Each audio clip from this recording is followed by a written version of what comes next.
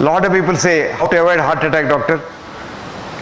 You think there's a block in the vessel is a cause of the heart attack? No. Block in the vessel is a good business for me. I can tell you I want to bypass that and take about 5 lakhs from you. But that block has been bypassed by nature or God long ago. Otherwise you would live. Supposing you had 100% block, how can you survive? So as the block appears over a period of years, the collaterals come. I have a ACE patient in Mangalore. This man saw me about 40 years ago when he was about 50 plus. And he brought an angiogram where all vessels are blocked. Every single vessel of his heart was blocked. And he said, doctors asked me to immediately have bypass surgery. So I looked at the angiogram. Nature had done so much bypass. His whole heart was so beautifully supplied by blood. So I told him, look, you don't require anything. Nature has done the job. We can only do a cosmetic work on top of it and harm you. So don't worry. But his children were all in America. So they thought, this village doctor doesn't know. So they took their father to America. They went to Mayo Clinic and showed their angiogram. That Mayo Clinic doctor said, send your father back home. Ask him to have a peg of whiskey every night and enjoy life. He will not die. Don't touch him. And that man is alive now, 94. And you can see him today, 94, ramrod straight. He had 3 cancers after that in the last 40 years. Survived all the cancers also. And this is a very quick man. If you read Mangalore newspapers, this man has now taken the voluntary job of chief traffic warden. Early morning at 9 o'clock, he's about 6 feet 4 inches height. He'll put on that police dress and come and stand in Hampalghatta and direct traffic. At the age of 94. And he's so fit and healthy. Why is he healthy? He has a healthy mind. I always say, mind, your heart will be fine. If you don't mind your mind and fill the mind with hatred, jealousy, greed, ego, depression, etc., you will die of a heart attack very soon. The cause of a heart attack is not the block, but a bad mind. It's a bad mind that attracts a clot, and the clot kills. And if you had a block earlier, you probably don't die. If you didn't have a block, if you were very young and didn't have a block at all, if you get a heart attack, you will die instantaneously on the spot. That's called sudden death syndrome, which is different from heart attack. Before the heart attack occurs, you are dead. So your heart on postmortem looks normal, but you may have died of a heart attack because the heart is called electric death. And this happens. It happens in 2 circumstances. A, if you are an alcoholic, if you drink a lot of alcohol, your wiring inside the heart gets eaten up, moth eaten, and wiring gets snapped one day. So you suddenly drop down dead.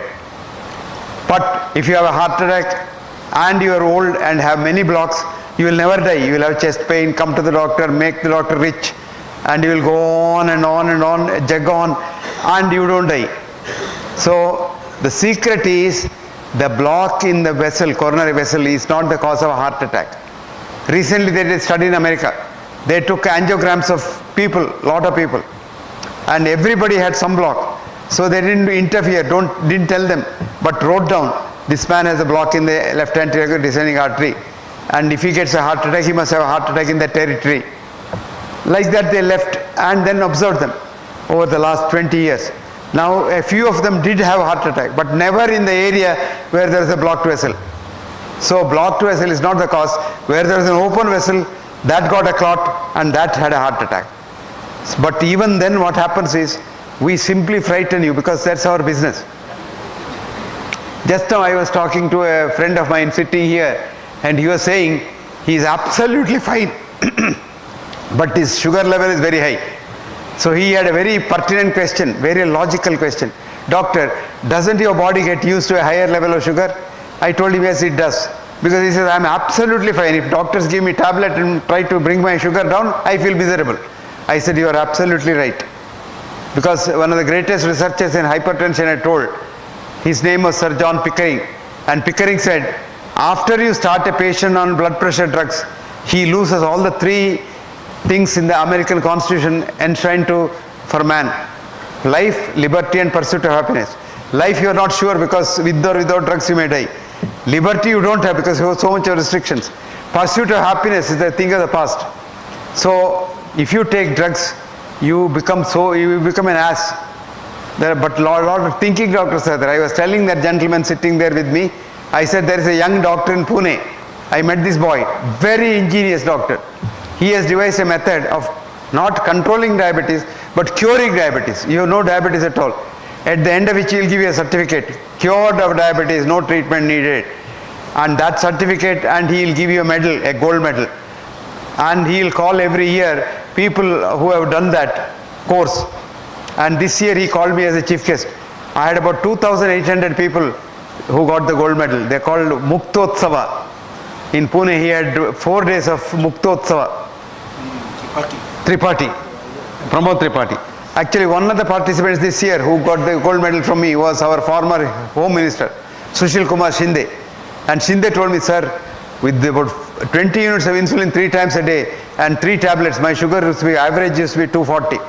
With this boy's treatment, it has never gone beyond 110. And I'm very happy and healthy now. So this is what is possible. But unfortunately, commercial medicine is different from real scientific medicine.